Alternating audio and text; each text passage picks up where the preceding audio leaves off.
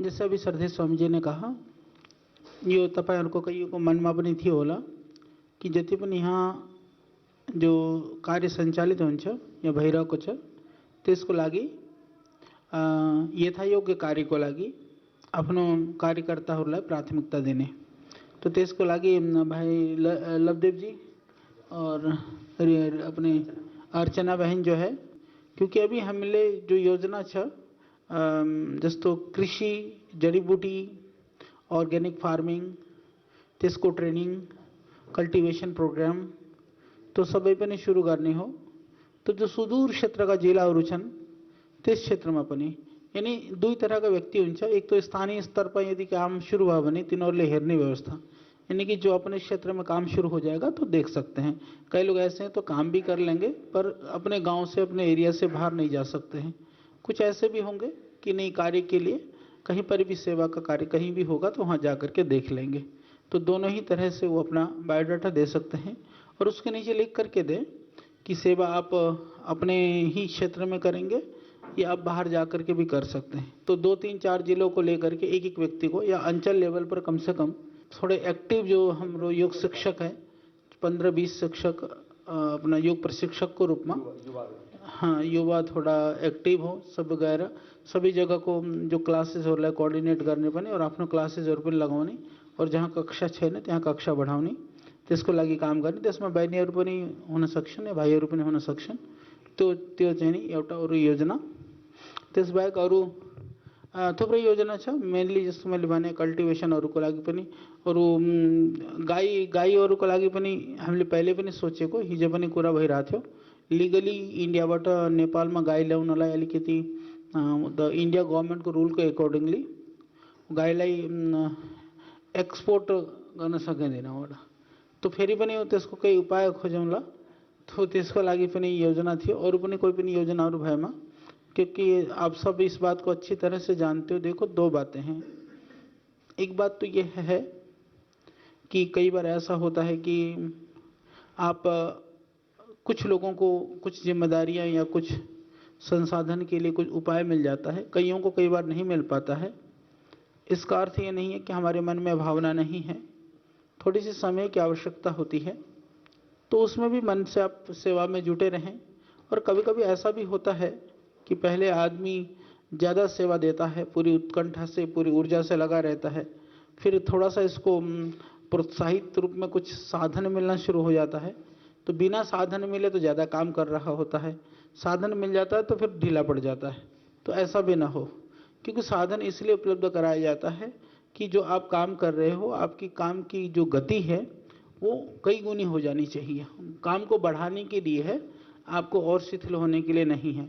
और कभी कभी ऐसा भी हो जाता है कि थोड़ा साधन मिलने से जो आप जितना कठिन तपस्या से आप चीज़ों को खड़ा कर रहे होते हो वो कम हो जाता है। हमारे यहाँ कई पतंजलि योगपीठ भी बन चुके हैं, छोटे छोटे बने हो चाहे। हाँ जी लवदेव जी, कितने बन गए छोटे छोटे जो बनाए अपने आप में? जैसे एक तो ये हमारा ये बैठा है गोबरिन, करीब 20 के आसपास हाँ जी अपना बना रखे सब जगह। जैसे गोविंद जी को एउटा छ वहाँ दांग में कहाँ गए? अच्छा, जहाँ जहाँ पतंजलि योगपीठ को नाम में कोई पनि सानो हॉल आश्रम जो पनि छ, एक बार विनोद जाति जाना 3 सेट खड़े हो जाना तो एक बार ये सब बना रखे।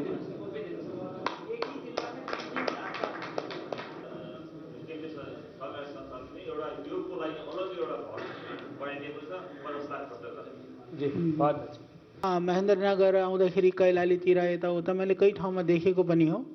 त्यही भएर मैले श्रद्धेय स्वामीजीलाई याद दिलाउनको लागि, महाराज जी ऐसे छोटे छोटे हॉल बना के इंडिया में तो नहीं कर रहे हैं लोग, यहीं कर रहे हैं, तो इनका ज़्यादा धन्यवाद करो।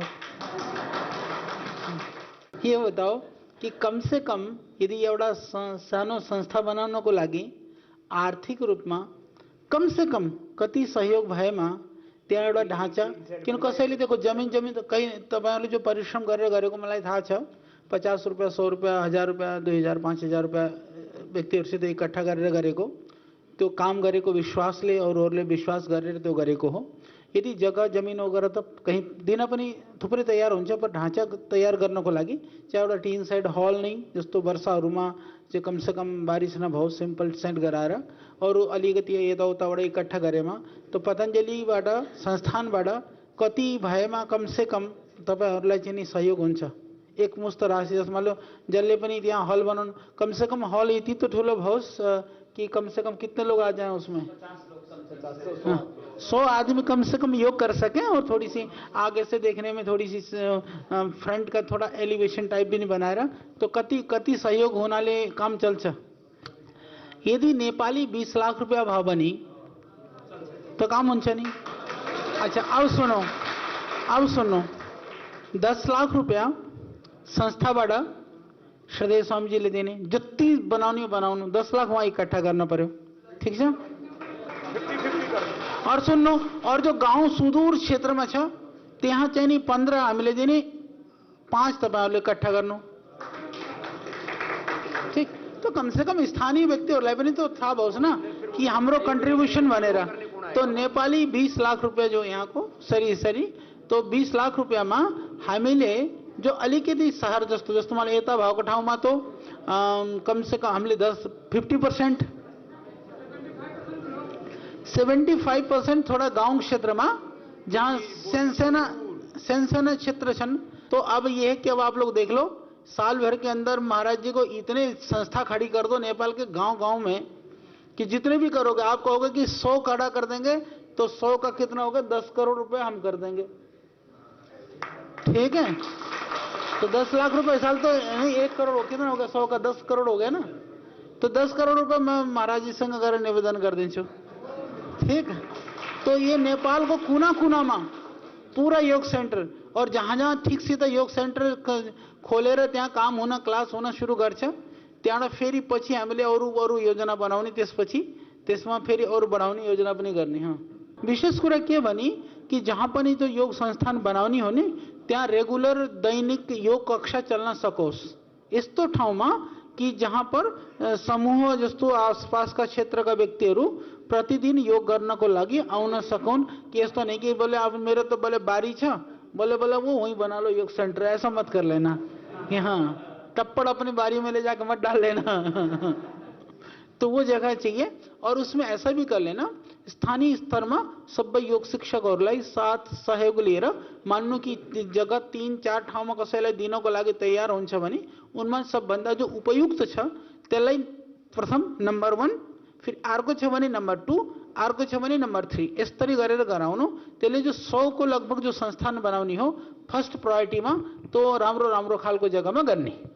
और त्यसमा यो पनि हेर्नु जग्गा पनि अलिकति जति ठुलो भओस् या जति राम्रो भओस् त्यसरी प्राथमिकता दिएर त्यो लिस्ट बनाएर गराउने गर्नु। फिर हम एक प्रयास करेंगे न तो म 1-2 साल पछि महाराज जी सँग विदा भएर रिटायरमेन्ट लिएर म सबै योग सेन्टरमा घुम्छु फेरि।